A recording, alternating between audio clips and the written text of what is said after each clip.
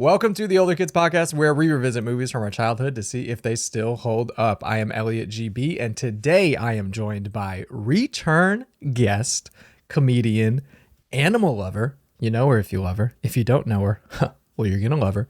Ladies and gentlemen, it's Erin Ingle. Can I have an Azuga?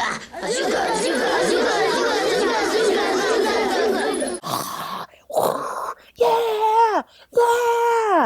I just want to recreate what that feels like to be in front of people. Just to be Yeah. And welcomed. I mean, it's always like that, right? It's never Every tepid. time. They stand up, they scream. And that's why they call you Crowd Goes Wild Ingle. They do call me that. And I got all those shirts made right before the pandemic. Ugh. Nobody wants. There's not a place to fire off a t-shirt cannon anymore. You know? Yeah. People are like, don't infect me with whatever is blasting out of that cannon. Yeah. And that's Terrible times. You know, and it's cool that you did get the t-shirt cannon capsules where it's like but they have like the bank ink in them, so it's like if you try to open it without launching it, it will ruin the shirt. So it's like you gotta launch it. And they were such a better deal. Yeah. You know, it was such a better deal. The shipment is easy, but Because they just shoot them over. They do. So I just stood outside of my address with several baskets, and I received the shirts that way. Had a few explosions in the process, but you know, I got most of them safely, and now I'm here with my thumb up my butt, waiting to shoot off a t-shirt cannon. You know, it's the dang government. Do you know what I'm saying? So people tell you know. You know you're going to be on the same page with somebody when they're pissed off at the government about COVID. That's, oh boy. Anywho, okay, yes. So glad to be back is my point, Elliott. Just glad to be here with you, even from far away. And, I feel closer. It's like we're sitting next to each other. Because we always looked at each other through little windows. So it's like that frame is just... Rap-a-tap. It's just comforting, you know? It's like, I mean, there was one time we ran into each other on the street without the frames, and it was just like, I think we both just pretended it didn't happen. We just turned and walked away. I hid behind a car. Yeah. So, but yeah, this is good. And, speaking of frames, let's get to this movie we're here to talk about. Okay. We're here to talk about the 90s farming pig classic, Babe. When I first came to the boss's farm, it was a whole new world to me. Everyone here seemed to know their place. The boss and his wife, the sheepdogs, the sheep, and all the other animals. Well, almost. We've got to do something about that duck. Now I just have to figure out where I fit in. I want my mom. Good heavens. Who are you? Babe. There. The little pig's a bit low. He's going to sleep with us. But Mom, he'll wet the bed. What are you? You. Pig. What are you? I'm a you. This is the story of a brave soul Hello, sir. Get out of here.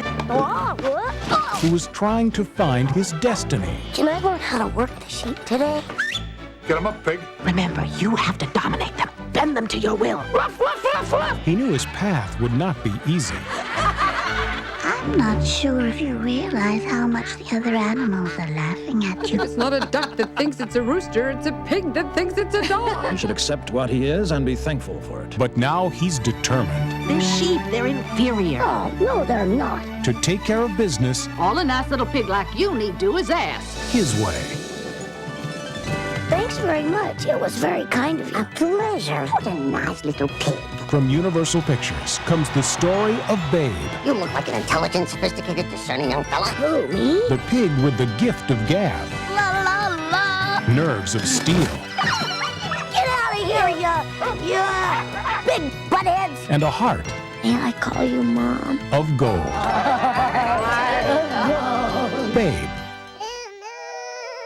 You saw me standing alone, without a dream in my heart, without a love of my own. Those mice with soul. They got it. What a trailer we just watched. Wow. Sweet, promising, not a hint of all of the betrayal and the intense class struggles of the farm. No, yeah, they save that up for you. That's kind of like a hidden gem, you know? Mm-hmm. That is, but I also like just how they switched from Babe to a narrator, you know? Which is a little interesting. The guy he just got handed a script at some point when in that 2 minutes 12 that the whole trailer was rolling. He was like, oh, I'm so sorry. I'm sorry. I just got here, finished my cuppa, and we'll roll. Yeah. And it wasn't even the narrator of the movie. It was like a separate guy. Was the narrator of the movie like an English voice or no? It was not. No. No, it was. I did see. Hold on, let me hack the database real quick, because it was a face I remembered. Oh, he did Garfield, A Tale of Two Kitties. That's how you know him. Yeah, that's it. That's what I was looking for. You know Roscoe Lee Brown for his work in Garfield, A Tale of Two Kitties. Yep, he was also in Oliver and Company. He was Francis. He loves him. He loves the animal movies just like I do. He's just got that. He's got that nice like deep, just like grandfatherly type of voice. I think. Yeah. Very calming, very soothing. That afternoon, when he saw Fly, the pig's mind was a tangle of questions: cruel, vicious, brutal. What was it that dogs did in the fields all day? There's a lot of narrative tools in this. The little mice that change the chapters and sing their little songs and stuff. The mice are quite present as well. Yeah. Kind of assholes. Well, okay. I'm gonna write that down. But while I do, what was your connection to this movie? Why'd you wanna do it? So I was just on a rafting trip with a whole gaggle of pals, some new friends, and it came up over the course of a conversation about movies that Babe was written by George Miller. I had no idea that George Miller wrote Babe. Sorry, if I glanced over my shoulder, it's because my fiance is currently shirtless with suspenders on, and it's extremely distracting and turn the camera. Get hot. him on the camera. Get him on the camera. I'm not gonna do it. He did it just for me. But I just want to paint you a picture mentally. He's got a ball cap on and just rippling seps, like out of control. So all right. So it came up that George Miller, whom I know basically through like Mad Max, which I thought those new Mad Max movies were like out of this world good, and also so dark. And so to me, understanding that Babe was made by somebody that has such darkness in them, I was like, I had to watch it again to see like what I would get differently out of it, because I think last time I saw Babe, I was like babysitting at age 14, and obviously I loved it because it's like the sweetest, cutest little piggy ever. But that was all I remembered, was him being cute. I forgot the sheep pig aspect of it entirely. And I think I might have misremembered some of Pig in the City. So I'm going to need to rewatch that as well, the sequel. Okay. Yeah, I don't know if I've seen the sequel, but I have seen this one. I watched this movie a shit ton, had it on VHS. Good. Puffy case or no? I think so. I don't know why I would have you try to recall that. No, hold on, let me check. Yes. Wow. Oh, that was where did you go? That's a line from lots of movies I love. I've probably been in 600 movies. Yeah. Where did you go? Yeah, no, I had this. My mom is a huge animal lover, and likes talking animals in movies. Finds it very, very funny. Like, is she on team mouth moving talking animals, or yes, do you more like hear their thoughts? She likes to see the mouths move. Yeah, she likes to see the mouth. If the mouth ain't moving, Kristen's moving. She's keeping it moving. Yeah, right? move right along. Not in my barnyard. Get some CGI in here and we can talk. I think it's a big tone difference when the animals are talking versus thinking out loud. Oh, for sure. And there seemed to be kind of a mix of, now that you bring it up, like a mix of that in here, because at first Fly, when she like first sees Babe, doesn't look like she's moving her mouth. It just looks like she's kind of standing there and the thoughts are just coming Right. out. You know, they're on the same wavelength. But then later in the movie, she does. So I wonder if that was just kind of like maybe it was like a back in the day, the quality wasn't as good. So it's like, they won't be able to tell. Just have the thoughts, put them far enough away. They won't be able to tell the mouth isn't moving. And then at some point when they realized that they had 900 animals or whatever that were on the Yeah. on set, that they might need to distinguish which ones were speaking at a time. I guess they started dishing out the peanut butter and letting them get to Yeah. chopping. Yeah. Yeah, I think because I mean some of it was of course like the just CGI, just immensely talented CGI, but I think they do that with animals on set, right? Just like Oh, for sure. give them something to make their mouths move, Yeah. and then sync it up, right? Yeah. I think it is exactly peanut butter because it gets stuck. So they're like fucking with it for a while going. And yeah, there was definitely some of that on here too, where it's just, you know, the animal's like on the move. So they're like, we're just going to just have them just do something and then we'll throw the words in there. Exactly. Yeah. But yeah. Whatever we think they're saying, you know. This is co-written. It was penned by a few animals as well. Well, there Really were, talented. fun fact, there were 48 different pigs that they used for Babe because pigs grow so fast. So they, you know, had to Oh keep wow! switching them out. Yeah. And there's so many unanswered questions for me in this movie, and I think it was kind of purposeful to like leave a lot like not specific in the whole movie. Like, when is this? Where is this? And I don't know that question is ever answered. Like at the beginning, this movie could be in like England in 1912, or like then at some point you're like, oh, okay, I guess all the actors are like, despite the way that they dress, which is very, very British, they Yes. are mostly have like American voices. So I guess we're in the United States somewhere, maybe Canada, honestly, Ooh. because they got a lot of that Englishness on them. Get them. Get them, shenanigans, Take them down. shenanigans. Yeah, I don't. So that was an answer, but I did read some fun facts about the animal casting, and you love it. I wonder. I meant to look up what the budget of this is. I'll do that at some point and compare it to a similar era. But yeah, like are they? I mean, obviously, all those animals aren't getting paid. They're going to pay the handlers of the animals. So I mean, this must have been dirt cheap to make.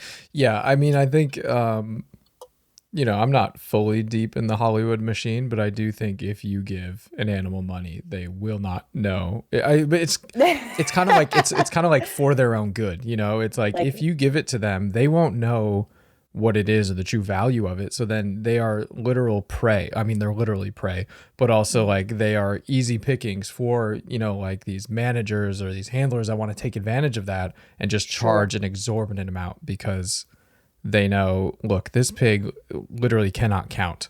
So So I'm going to throw a couple of pancakes in front of it and say, "Here's your cut." yeah. Well, like, listen, they're like I'd love to see a behind the scenes movie or like a mockumentary about an animal handler in the biz, where they're, you know, just like it's like Selena, but with a pig and an animal handler. They're like, you don't know what it takes to run this operation. I'm the one that has to handle all the business. It takes a lot of money to run this whole farm, to keep the lights on, to keep you in nice fatty lotions, you know? Yeah. Who's going to scoop the feed? You think they're going to do it? They don't have thumbs. They can't use tools. That's why they're where they are. They can't use tools. I got to do that.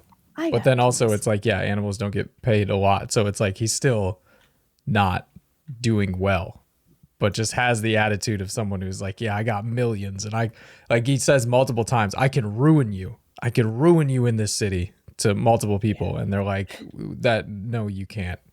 Also, this isn't a city. This is a village. This is actually a hamlet. This is our first time. So what do you think? Did it hold up? Oh my God. I think it more than held up. I got so much more out of it watching it as an adult than as a kid.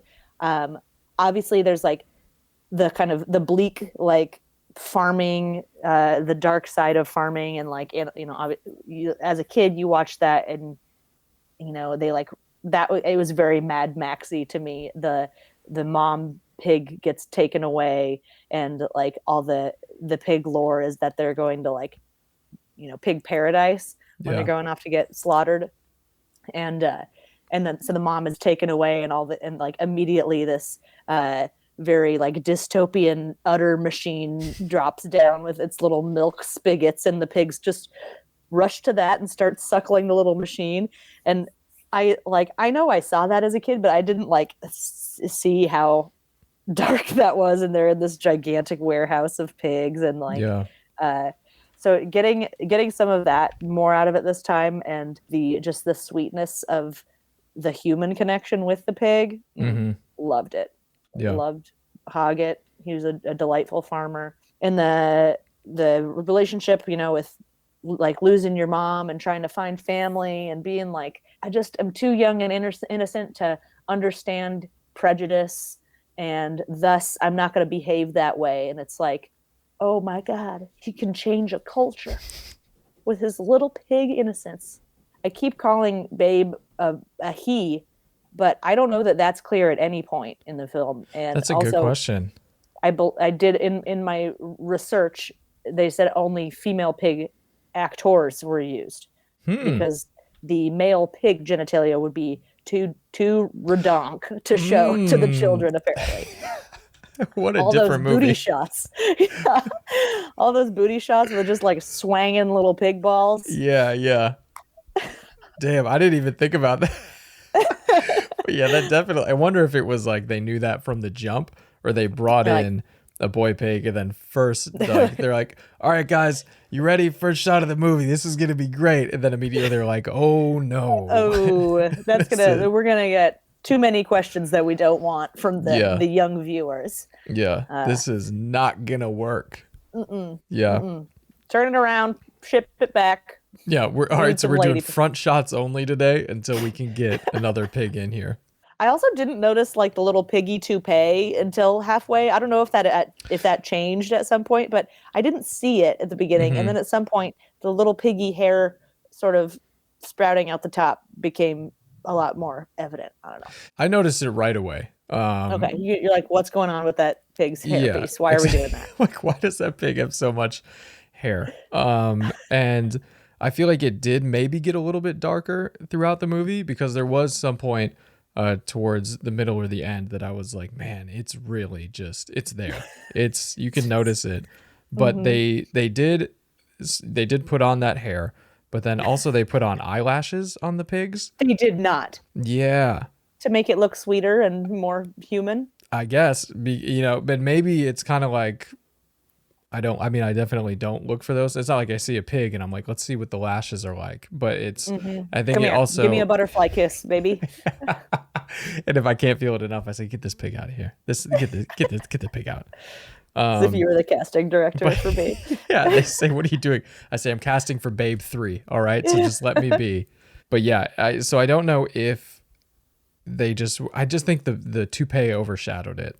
Overshadowed the eyelashes. And maybe, in theory it was good, but it's like you gotta have a better balance, because I was really just being like, why does that pig have so much hair? Like, where's his little briefcase in his like unsatisfying job? That is what that hairpiece was saying to me about the little piggy. Yeah, but I definitely do agree with you. Like, watching it now as an adult, picked up way more.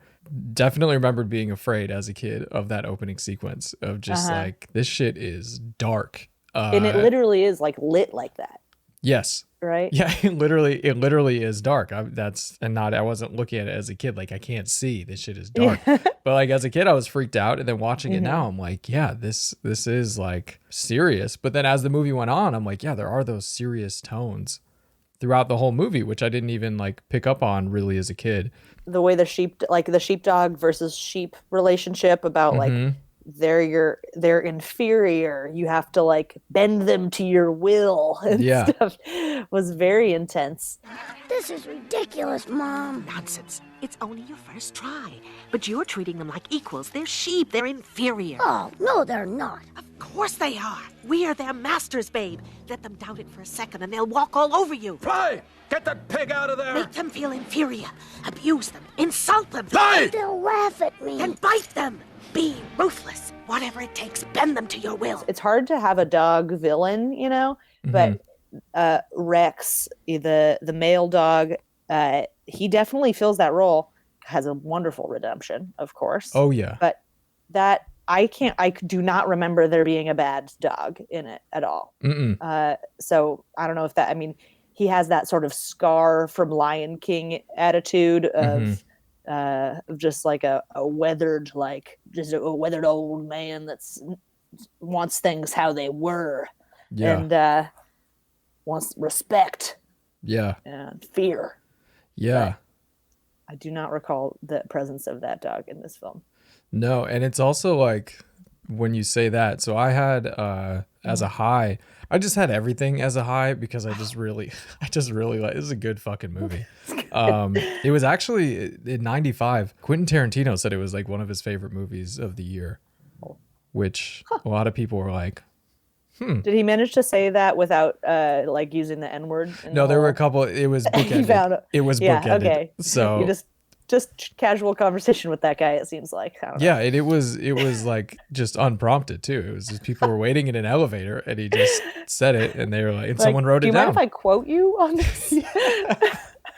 Exactly, but it's I like watching it now. I watched it twice. Watched it once last night, once today, and was not sick of it either times. And kind of like not a litmus test. That's not the right thing, but there are some movies in doing this podcast that I rewatch, and like I have a 7-year-old brother, so I'm like, oh man, I wonder if he's seen this, because either I want him to see this, but this is one where it's like I will sit down and watch it with him whenever, because it's fun to watch and it's good to see. It is sweet and it's fun. The voice of Babe is just darling, and it just like makes you like feel warm and cozy. Yeah. Oh my gosh. It's like it's young, kind of naive, innocent, but not like cartoony. It's just pure. It reminded me, I don't know, remember Marcel the Shell? That was that Jenny Slate did that, Yeah. I think? Guess what I wear as a hat? What? A lentil. One time I nibbled on a piece of cheese and my cholesterol went up to 900. Guess what I used to tie my skis to my car? What? A hair. Guess what my skis are? What? Toenails from a man. For like 3 years, my friends and I would just like do Marcel the Shell voice to each other because it was so tender and like just tangibly adorable that you could not shake it. And that is how Babe's voice is too. It's just like, oh, I love you. Whatever you say, I love you. Yeah. And it's so, very innocent, like you said, but he's wise, you know, he's like unjaded.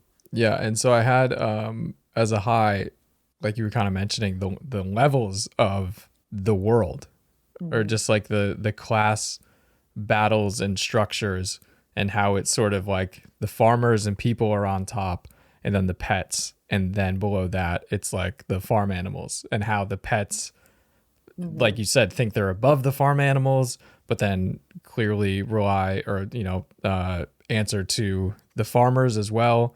But then also how even that shifts, which is something I didn't notice until the second rewatch, is the cat calls, I don't know if you picked this up, but so everyone talks about the farmer as like, they say the boss. So everyone calls the farmer the boss. They're like, yeah, the boss. But then when Babe is talking to the cat inside, the cat says, Why are any of us here? Well, the cow's here to be milked, the dogs are here to help the boss's husband with the sheep, and I'm here to be beautiful and affectionate to the boss. oh, the cat calls the wife the boss because the wife is the one that feeds the cat and does all that and like all that shit. So I didn't even pick that up. And I'm like, man, they are really committing to these worlds and these like hierarchies and like class levels and shit like that, which was like insane. Didn't pick up on that as a kid. And seeing Definitely. it now, I'm like, just makes it deeper, man. And I mean, even on this rewatch, I think Esme, which I don't know if they say her name in the movie at all. I did not catch it, but looked it up. So the farmer's wife, she has like a lot of like cartoonishness to her character. You know, I think that when she's first introduced, it's like a shot of a pig's snout and then like a close up of her face, kind of, and so it's like, oh, she's like a chubby little piggy lady, and so you don't have a ton of respect for the wife out the gates, but then it does like unfold that she makes important decisions, and then like she leaves with her women's league and is like, this place is going to fall apart without me, basically. So you have another example of exactly what you're saying. Is there's people, everybody's in charge of somebody, and everybody kind of like is beneath someone as well. And even their dynamic was great because, like you said, it's like she was kind of cartoony, but then he was also like the two extremes, right? It's like he is insanely quiet, doesn't say anything, which James Cromwell, fucking genius of a man, love him. He said that he originally picked this movie because he got the screenplay, like scanned through it and saw how few lines he had and was like, yeah, I'll do it. Like this'll be like easy work, whatever. But then obviously upon shooting realized, oh, I'm in almost all of this movie. It was actually the most screen time he had ever had in a movie up until that point. Yeah. But then like loved the movie. Another quick fun fact, he was a vegetarian. After this movie went vegan. So, I don't know what kind of on-set chats he was having with those animal actors, but something got to him. Just being in that proximity. I mean, I was a vegetarian for many years, just stopped because I didn't want to inconvenience somebody, and then carried on with my life. I've eaten meat ever since. Yeah, but I think if I was like hanging out face to face with cute little piggies, I could probably not do it anymore. Like, I think I've had the pleasure of not getting to know any livestock personally, and if I did, I think that might change my attitude. Yeah. All right. So what'd you got? I mean, highs, like I fell asleep last night thinking, how do I choose when I loved so much about this movie? So many highs. I think the general cuteness of Babe is an absolute high. That voice we already mentioned. Love the voice. Love the cuteness of the pig. Babe acting, fantastic. James Cromwell, fantastic. So I'll just say a generally well acted and voice acted movie. That's my high. Even the animal actors, like you said, very well acted because, not to be like that guy, that pessimist, but when I see animals in a movie, I'm kind of looking to see, okay, a lot of them you can really tell there's a handler right off screen, just being like, whoop, whoop, and the dog's like staring right at them. But these dogs were killing it. Oh, the dogs were amazing. I think the pigs, the duck. I'm sorry, Ferdinand's a low for me.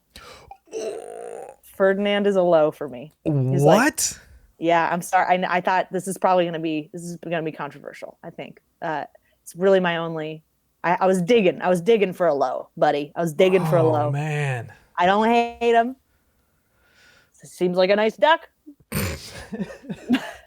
But Ferdinand was a low.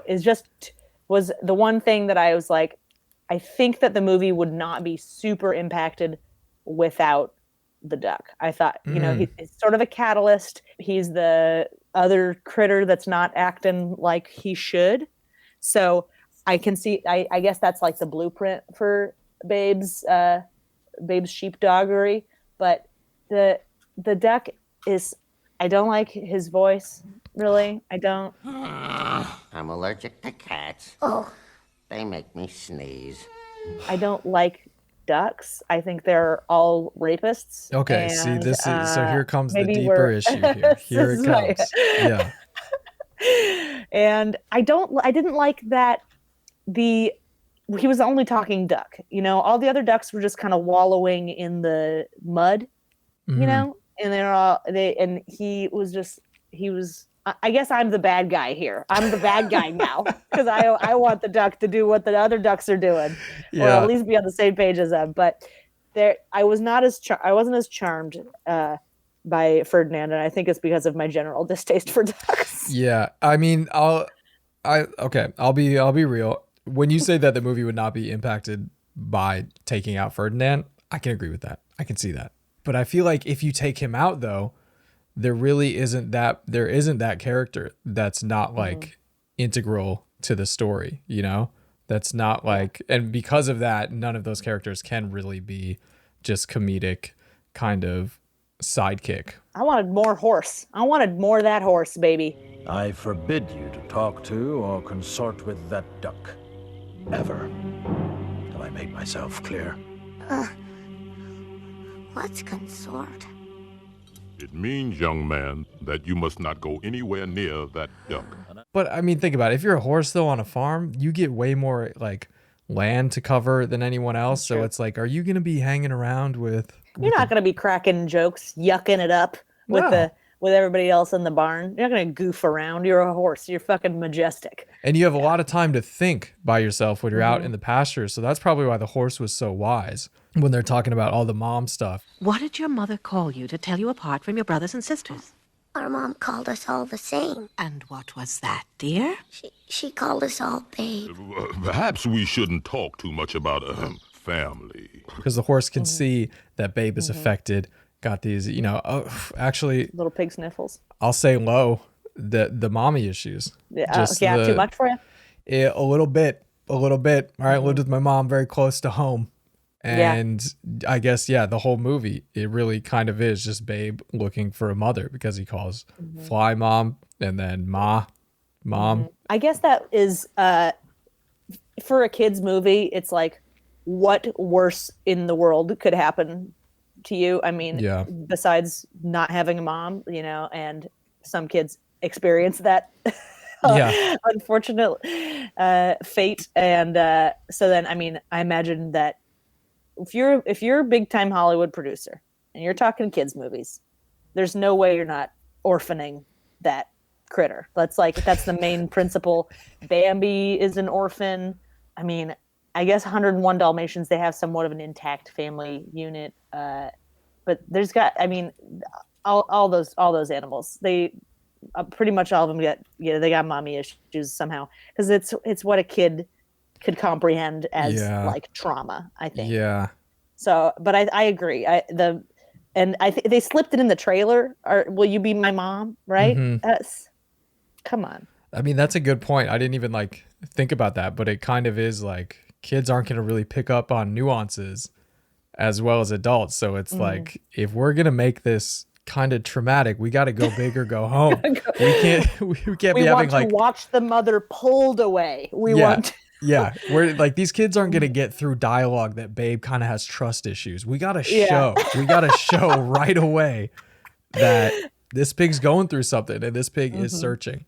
We need some sweet little sad pig moments. Get out of here with a little can I see with you guys? And then of course, I don't know if this is a low, but the puppies. Where do the puppies go? I don't know if they get sold. They got given away. They got sold. Yeah, right. Yeah. So we say bye-bye. That was a real shame. And I guess maybe that's part of this whole web too, is like with farmed animals and stuff, we are constantly separating the families. So we're like, if there is a big veg message or like going on here, then or like PETA, type of attitude, then maybe it's all about that, separating the mom and Fly.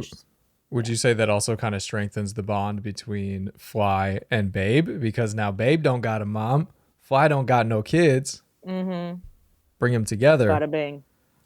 You have instant family. Shitty dad. Classic. Just the classic, but then the dad comes around. So after being sedated.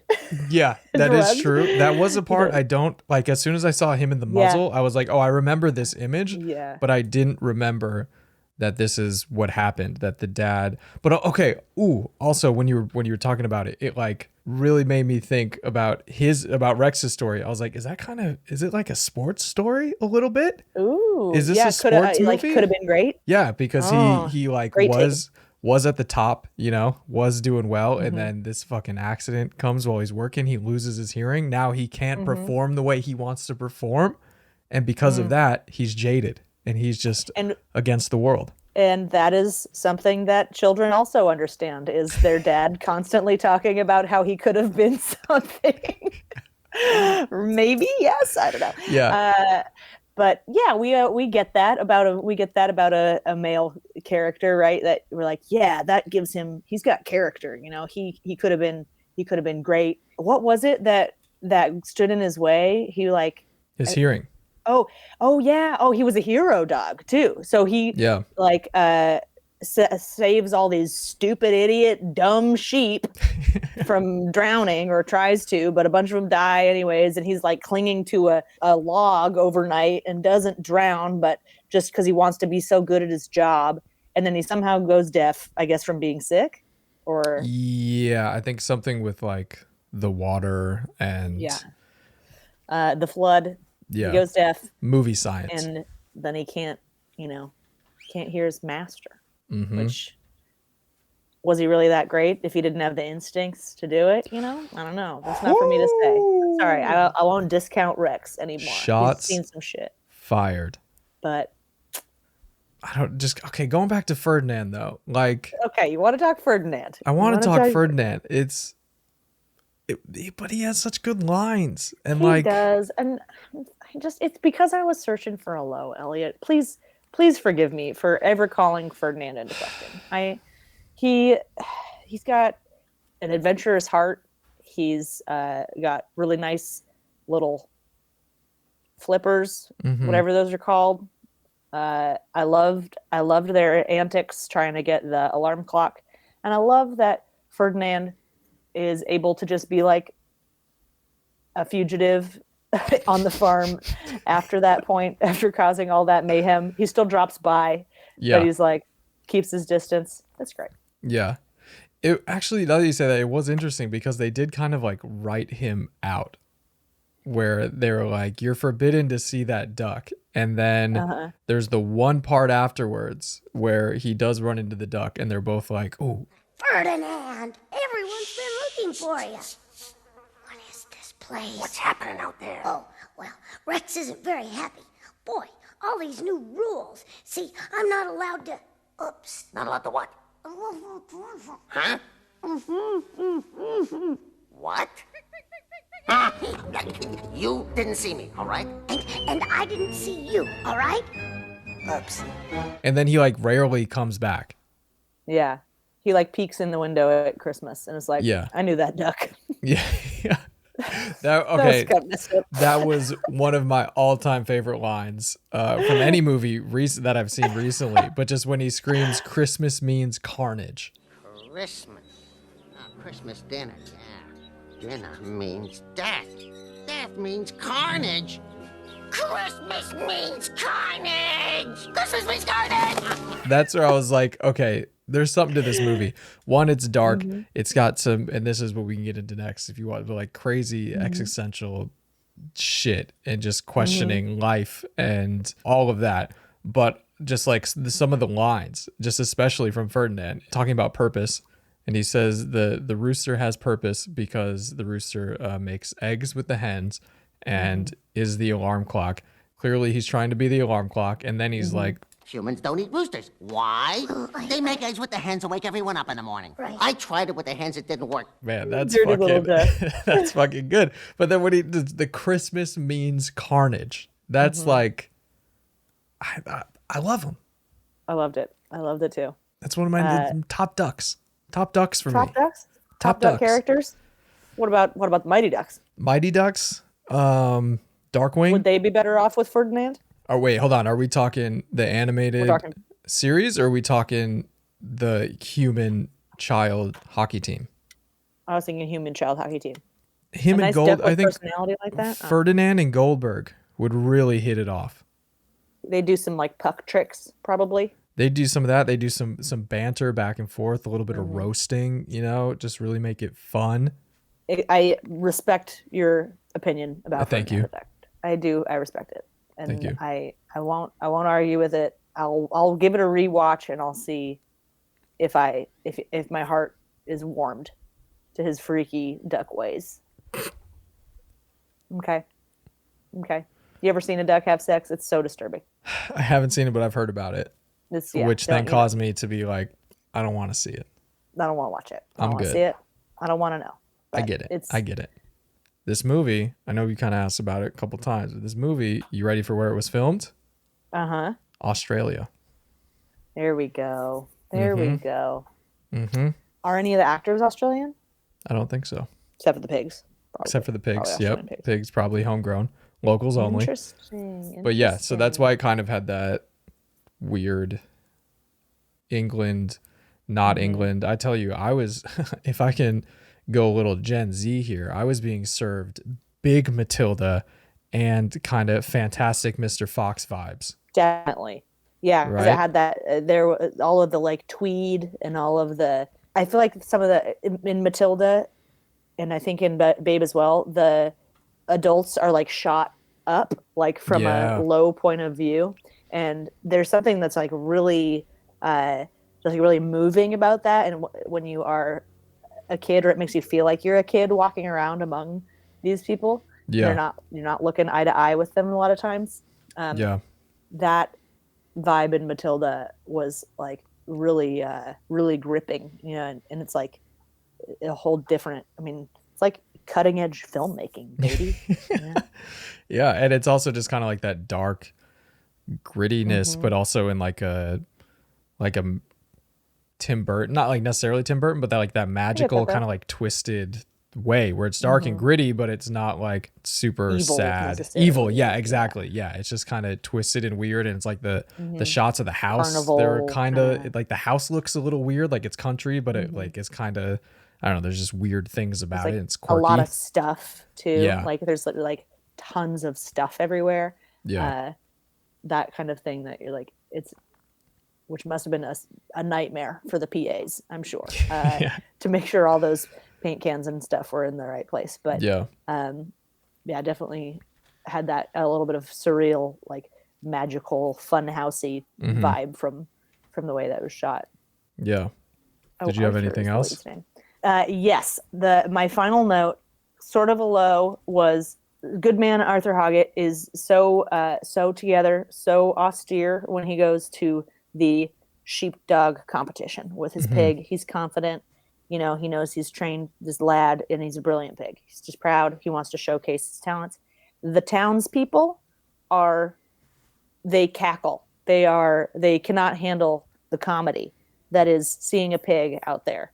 And I hated them for not supporting this man's dream, or even just being curious about what was going on. There's just like incessant laughter for like the entire time that he walks the pig out. People are like pointing and laughing again, kind of that like that same cinematic effect of darkness without being evil, but it's like ha ha ha ha ha, like a kid's nightmare being laughed at by everyone.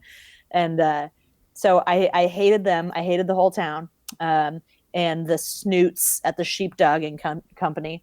But as I'm sure many of your super fans will know, the only other time I've been on this podcast, we talked about Air Bud, and another movie about a talented critter subverting the norm, doing things that are not expected of them, being great. And there was a line in this movie. However, we find there is no rule as such which would prevent your animal being entered. As in this competition. So it's the like exact same as there's no rule that a dog can't play basketball. Because nobody thought about it. There's no rule that a pig can't be a sheepdog. Yeah. And so you can enter this competition via loophole. God bless the loophole as a cinematic storytelling device. Is what I have to say. And the rule book. So, because as soon as you brought up Air Bud, immediately in my head it was just, there's no rule saying the dog can't play basketball. That's always what I think of. There's no rule that says it. And it's such a beautiful, like, the like point of contention upon which everything switches is there's no rule that says I can't. And it's exactly used in Babe. So, mwah, blessed be. That scene was kind of interesting because you bring up the townspeople and they definitely... Yeah, it's very rude how they're like, look at this fucking idiot. Clown. But that's why I kind of realized with the animals talking, especially in that moment, he's just standing there. He's not saying it. He's not yelling out commands. He's not saying anything. The pig walks up and is then talking to the sheep, right? How he does throughout the movie. The sheep then talk back and then start following his commands. That's where I'm like, okay, throughout the movie, yes, the farmer's busy, a lot of animals, maybe not picking it up. But in that moment, I'm like, no one out of those hundreds of people would be like, wait a second. This is a very transactional kind of... Oink, snorf, snorf, bah, bah, oink, oink, oink, bah, bah. Yes. And then presumably the pig speaks sort of a sheep language, right? When he says, bah, ram you. Yes. Is that coming off to the crowd as the pig making a sheep sound? Yes. See, that's the thing where I'm like, okay, why? How is this never picked up on? And then when Rex runs out and they even make the joke, oh, he's telling him how to be a sheepdog. They don't, I was kind of surprised they didn't show Rex. Maybe it would take a little too much time. Yeah. They didn't show Rex being like, look, kid, I know we've had our issues, but blah, blah, Right. you know, like this is going to be it. But he just kind of, you know, sniffs him, whatever, and then runs off. That's all they show. But that is a good question, is even then when he's saying, bah, ram you. Bah, ram you. Bah, ram you. To your breed, your fleece, your clan be true. Sheep be true. Bah, ram you. What did you say? Is that coming off as a pig being like, bah, bah? Because when he cries for ma, he's like, ma, ma, you know, like he does it. So he can do it. Even a word like a soundless exchange, you see a pig like look at some sheep. Let's say they're not communicating, like not making sound at all. The pig facing off with several sheep, and then they get into they don't just go, but they're in a tight formation. Yeah.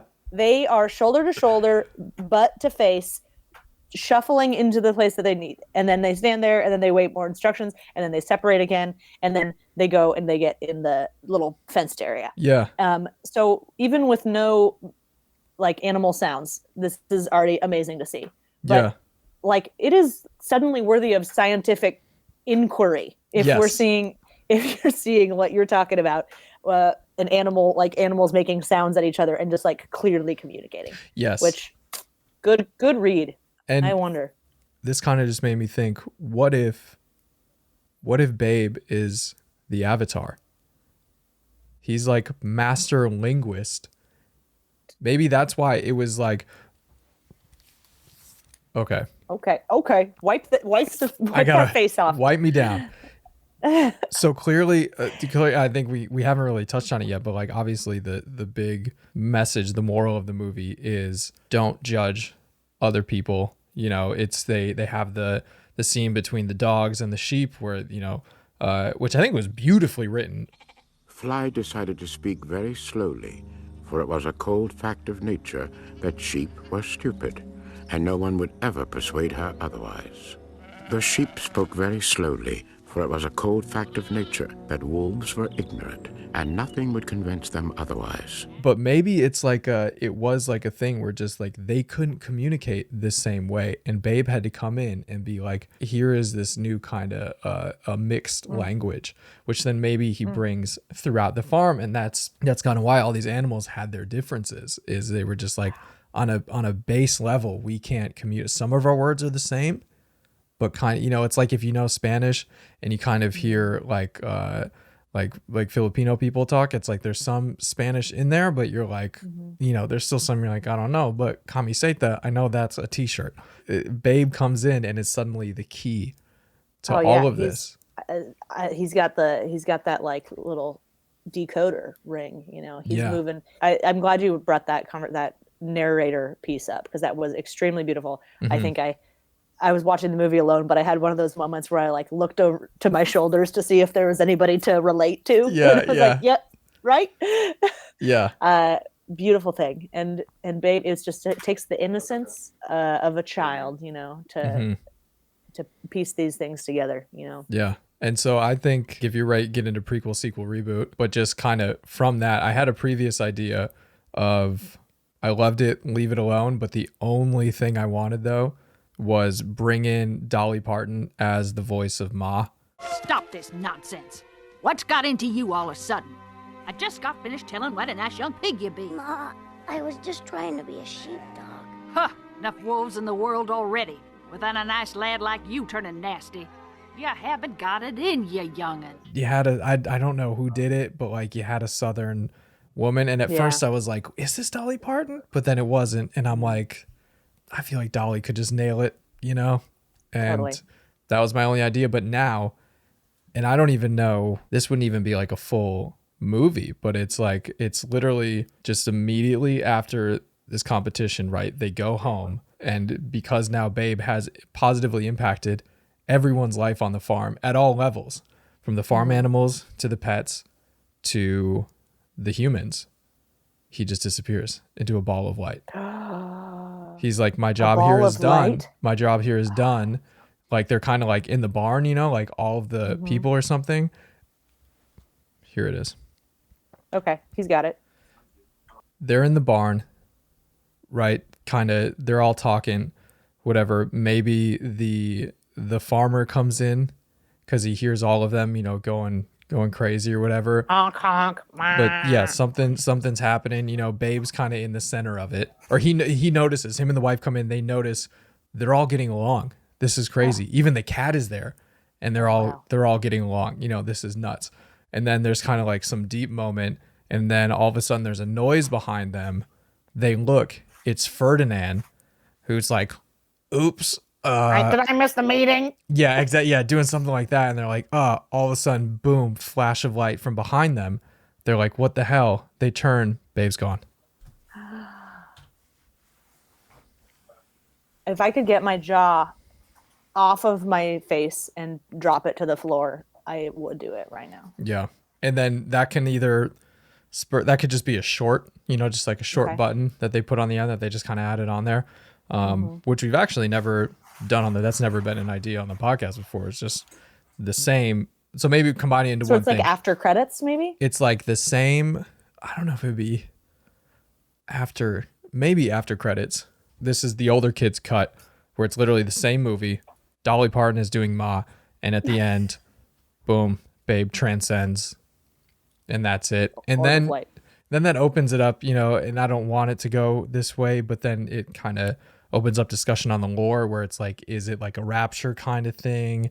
Is it an alien abduction? Are we about to have Babe in space? You know, kind of. Has Babe been there the whole time at all? Like, is he a physical presence even? Exactly. Was the pig in our heart this whole time? Or, you know. And then that opens it up to even more like message board shit where it's like people are dissecting the movie and they're like, no one actually touches Babe. So was he there? You know, like that kind of stuff. Oh. I would love to think of the like excruciatingly dark, like more Mad Maxian prequel to Babe. That is like, it's kind of like just part Animal Farm, like George Orwell. It's got Mad Max in it. It's like all dark and filmed about, it's a story simply about like the meat packing industry. And I would like to think that it would be maybe like an escaped pig from the pig farm that comes back and cracks open. Maybe it's a sequel, because maybe it could be somebody influenced by Babe actually. But we have this like filthy, awful pig farming industry where the mothers are separated from the babies, and it's tragic, and they all are just born to die, right? We have maybe an escapee who goes out and sees the world and learns about bacon and comes back with probably a cast of diverse animal characters, and they come to the pig farm, and they through a series of capers and heists, they shut down the operation, free the pigs. Too dark? No, nothing too dark. Nothing too dark, baby. I like it. There's though. a whole lot of space out there. I like it because that perfectly, you know, goes with their vision of the slaughterhouse, which is, the pigs leave and the place they go must be so nice that none of them choose to come back because none of them come back. And then that's where he comes back and is like, they ain't coming back because it's nice, guys. They ain't coming back because they dead. And then there's a revolution, like Bolshevik uprising whole situation in the little pig factory. I don't know what the happy ending is. Maybe they all go live with the Hoggets. And he trains like a whole bunch of sheep pigs. Could this be like one of Babe's siblings? Who maybe is like, he escaped the day that they pulled Babe out, because Babe was the runt, I believe. Yeah, and they're yeah. like, whatever, he's not gonna grow up or what have you. So that same day, out weasels another little baby pig. He goes through like some sort of chain link, gets a sick scar on his face. Maybe he wears a leather jacket. Yeah. And maybe his little toupee is like purple, right? Or like a mohawk. And so then he goes, yeah, for sure. And then he lives in like a gritty city environment, and and like gets in with like a PETA crowd, you know. And maybe he's like an environmental terrorist type. We love that. So he comes and he brings the message back, and he makes friends with like I guess we're gonna have a Ferdinand type character in this. Ducks are concerned about getting eaten. Maybe some rabbits. We didn't get any rabbits in this movie. Yeah, that's a good point. Do you think like he comes to the farm, reunites with Babe? Babe is like, I thought everybody was dead, and he's like, everyone else is, but I'm here. Boom, boom, boom, tells the story, and then is like, you gotta kill Hoggett. Like, he's the enemy. He's a human. All humans are bad. And then that's another chance for Babe to be like, nah, dog, we just gotta talk it out. We gotta respect and like this and that. And it's kind of like that. There we go. That dynamic where he softens the edges of his city-hardened sibling. And but then also wakes Babe up a little bit to this is kind of a fantasy land that you're living in, because it's not like this. It's not like this for every pig, every farm. And then that can open it up to more sequels where they just go liberating pigs. They either liberate the pigs or they sit down and have kind of like a seminar. And then if the farmer doesn't, choose to go in their ways, to live in their ways where, you're nice to all the animals and this and that, then they liberate all the animals, get them out. Kind of like a Crusades type thing, I guess you could say.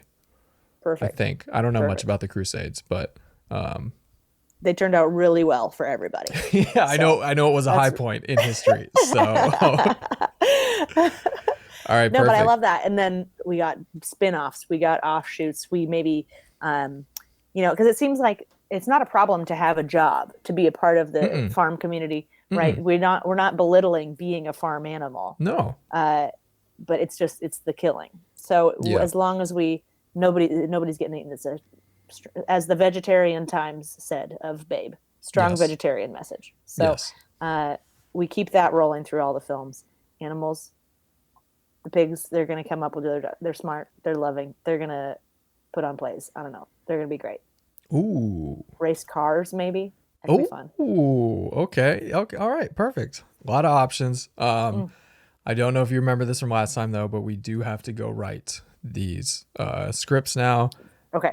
And great. I've actually just been needing an idea. So okay, perfect. Yeah, and I don't know if we also did this last time you were here, but we do also have to pitch that. We have to get a meeting and pitch it to Hollywood. To Big Hollywood, correct? Okay. Correct. To Big Movie. Well, I'm going straight to George Miller because he seems chill. Fuck yeah, that's a good idea. That is a good idea. But all right, so before you do that, what do you want to plug? Where can people find you? Who are you? I wish I knew who I am. But you can find me on Instagram. That's where I usually post like show promos. I'm Sesame Plexer on Instagram, which is a reference to another great throwback movie, Adventures in Babysitting. Don't know if you've done it. Not yet. A little more 80s than 90s, so you need an old person on the show. But Sesame Plexer on Instagram. I've got a website, eriningle.com, and I will put this podcast up there. It's got all the podcasts I've done recently. If you want to find some more cool folks to follow, I exclusively am a guest on podcasts. I have yet to start my own, and that's because I respect the hard work that you're doing too much. Too much. So I've got my first live comedy show since March of last year coming up. Hell yeah. The end of this month in Lacey, Washington. So if you're in Lacey, check out my website. You'll get a steak and watch some comedy. It's a new endeavor, but I'm looking forward to picking up and performing more now that I'm all vaxxed up, babe. Hell yeah. So yeah. Thanks for having me. Yeah, thanks for being on. And of course, yeah, go follow Erin. Typical spiel at the end here. You know me on all platforms at Grent Radish, GrentRaddish. Also follow the podcast wherever you're listening, wherever you're watching. If you're following on YouTube, just follow notifications on so you know every time that we drop a video, a new episode. Also follow wherever you're listening. If you're on Apple Podcasts, review 5 stars, 4 stars, 3 stars as usual. 3 stars if it's 2 stars or 1 star. Just email me personally. We can talk about it like adults. Patreon. Subscribe to the Patreon for just $5 a month, which is a little more than $3 a month. You can get bonus content for every episode. Everyone loves bonus content. It's so great. And then for just $2 a month, you can support the podcast. You don't get anything bonus for that, but you get a special place in my heart and a thank you because that's very nice of you. So go check that out. Thank you note. Yeah, Erin will write you a thank you note. Just one. Mm-hmm. But yeah, go check that out. Patreon.com/theolderkidspod. And yeah, thank you for watching. We will be back next time with another great guest and possibly another not so great movie. So once again, I want to thank Erin Ingle for being on. I want to thank you for watching or listening, and we will see you real soon. Bye.